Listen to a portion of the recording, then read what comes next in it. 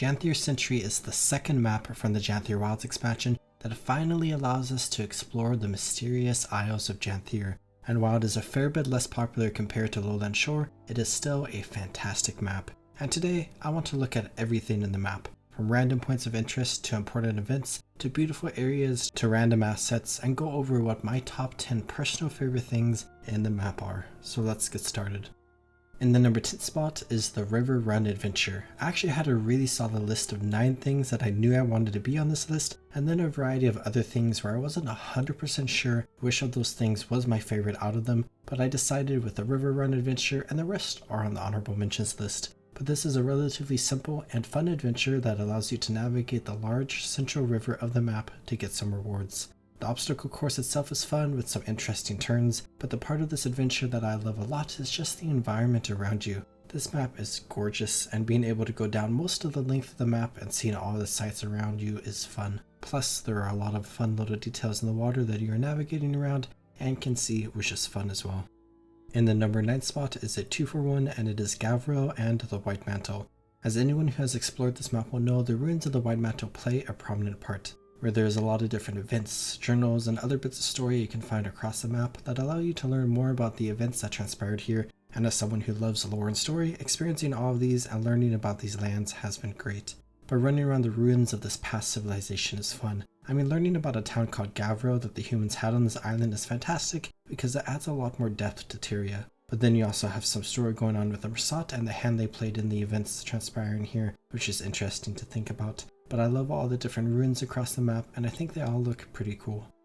In the number 8 spot is the Sanguine Crater. This is kind of an extension of the previous spot, where there's just a lot of lore and story going on with this location in the map. You have a lot of White Mantle ghosts in this area around here you can interact with, especially when you are playing through the Janthir Wilds story. On top of that, this area just looks super cool. I love the look of the crater and the red bloodstone leaking and corrupting the environment around the crater. It's just fantastic. But the main reason why I like this spot so much is the implications that this location has on the game. You see, the bloodstone is a pretty important lore idea where the seers created it to protect magic, but then humans were gifted magic by Abaddon via the bloodstone. This caused a lot of wars. Doric pleaded before the human gods to do something, so then they threw the bloodstone into a volcano, and the volcano eventually erupted and launched the shattered bloodstone across Tyria, where there are 4 different fragments of the bloodstone plus an additional keystone that would be required to make the bloodstone whole again.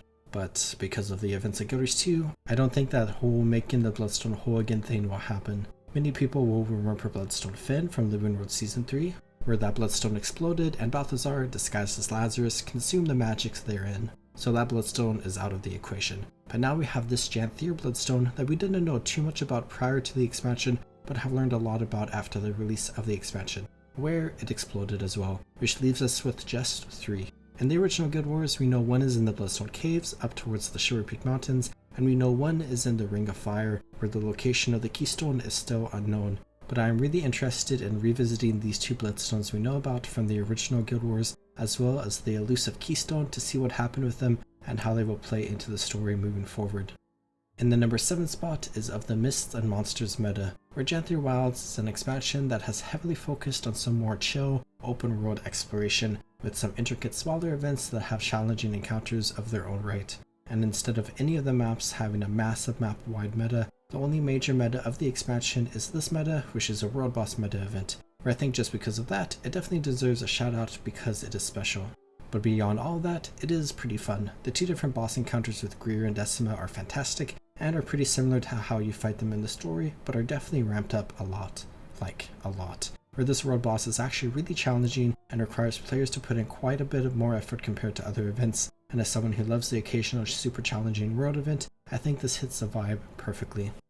In the number 6 spot is the Path to Balrior Point of Interest. Now this one may seem a little weird for a lot of people, but I love locations like this because they add so much to the world. For anyone who doesn't know what this place is, it is in the northwesternmost corner of the map in the Sulfurous Springs. Now there are 2 important things going on here. The first is that this area is a placeholder for a potential map entrance, where we have this canyon going off westwards out of the map we are currently in, meaning that either the map will be expanded here, one of the 2 post-release maps is going to be on the western end of this isle, a map in the far future will be located here, or the most boring of them all is that this placeholder will just be here forever and never used. but I think this idea is super interesting to think about, as I love thinking about where and what new maps are going to be. But the second important aspect about this place is the name, where Path to Balrior is suggesting that this is going to take us to Balrior. Now I may have missed something in Janthir Syntri or elsewhere that would tell us more about what Balrior is, but I would guess it is going to be another human settlement similar to Gavril, meaning that if you ever get to explore the western side of the isle,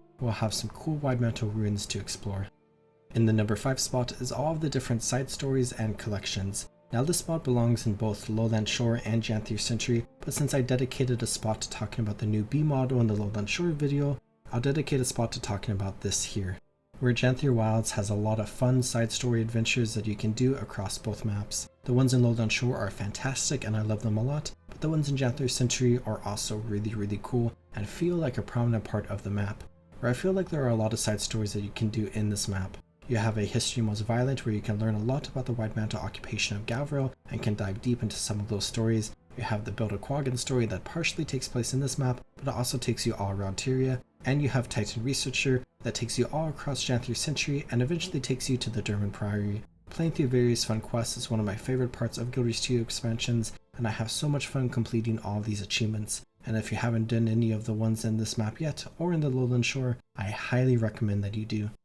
In the number 4 spot is the View from the Top adventure. Now this one may seem really random for a lot of people, but this adventure just really clicks for me. It is incredibly simple in that you just need to glide through a bunch of clouds for points, where the golden cloud orb sparkle thingies give you more points. Once you've collected a bunch of clouds, you can go to the end to lock in your score and finish your run with the adventure, where there are 2 aspects going on here. Collect as many points as possible, and do so as fast as possible. The leaderboards will rank whoever gets the most clouds, and then will break the tie based on time, where the idea of gliding from the top, get as many clouds as possible, and make it to the bottom as fast as possible is really simple, but with how this adventure is designed and with those ideas in practice, it is actually really nuanced. There is a mild amount of RNG with how the clouds are placed, so there's probably a more optimal preset you can begin with, but I think there's a lot of theory crafting that can be done to optimize your path through this area. Additionally, there's actually quite a bit of skill required to rack up a ton of points based on how you use your glider and the environment around you, where ultimately this is just a simple adventure and getting a lot of points doesn't really do anything. But I always have a ton of fun when I get engrossed into an adventure and try to work my way up the leaderboards, which is something that I've done a lot with this adventure. In the number 3 spot is the Mountain Pass. Now this is a general area of the map found on the western end. Now there are a few different important things around here. A couple of events, a mastery point, a vista, a few points of interest. But the aspect of this location that I love so much is just how incredibly, enchantingly beautiful this area is. I mean, just look at it. Janthir Wilds is an incredible expansion when it comes to the beauty of the maps, and I think this is one of the locations that just demonstrates that incredibly well. All of the mountains are beautiful. I love all the different trees, the little intricacies with the cliffs and how they drop down here, the larger lake in the background, and most importantly, the creek that flows from the lake towards the Sanguine Crater. This entire area is gorgeous, but the creek is really the detail that brings it all together. Honestly, I just love coming to this waypoint just to look off to the west and look at this scenic shot. In the number 2 spot is another similar idea and a nearby spot compared to the last location, but it is the Quiet Escape Point of Interest. If you head through the mountain pass to the western border of the map, then follow the mountain south, you can find this point of interest. And ultimately, this is a really simple area that I think is just incredible. You have a simple waterfall here pouring into the map and forming a creek with some offshoots eastwards further into the map, but the waterfall is fed by this large body of water located outside of the map, where this point of interest gives you a nice look into what is west of this map. The aforementioned lake, a bunch of hills around here, some far off hills going higher and higher up, and a ton of trees dotting the landscape. It's just a beautiful sight and a beautiful suggestion of the world beyond, which this is a big idea across the entire map. There are so many different scenic shots of Janthir outside of the map we are currently in that are just brilliant. I love seeing the world beyond the map boundary instead of just having massive rock walls holding players into the map. And similar to the Path to Balrior point of interest, I love thinking about what more is out there, what secrets are hidden in these woods, what point of interest we will be able to see in the future. But now for the number 1 spot, for my favorite thing in all of Janthir Wilds, and it has to go to the Tumultuous Sea and the entire eastern coastline.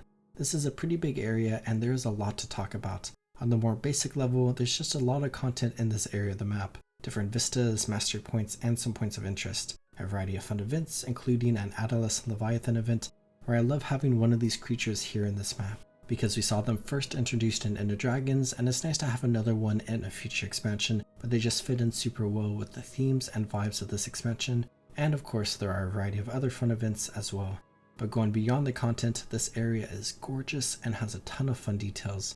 I love all of the various skeletons you can find up and down the shore, including the corpse of the deep crawler. You have a variety of shipwrecks, a lot of different torches, and a bunch of different creatures, where the coastline really feels like what they were going for with this expansion. It seems like a dangerous, deadly area that is truly wild.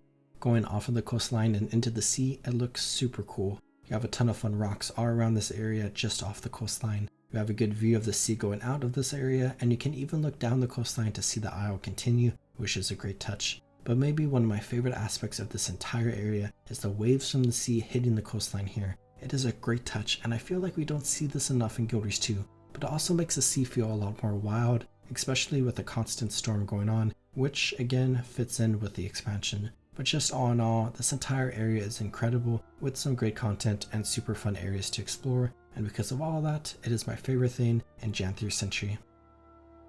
And that's my list. I hope you enjoyed. Janthir Syntri is a really great map with a ton of interesting events and exciting locations to visit. It is great to finally explore the Isles of Janthir and learn more about this area of the world, and I am super excited to explore the upcoming maps in this expansion. If you like this video, make sure you go check out my top 10 things in Lowland Shore video as well. I hope you all are taking good care of yourselves. Have a good one, everyone.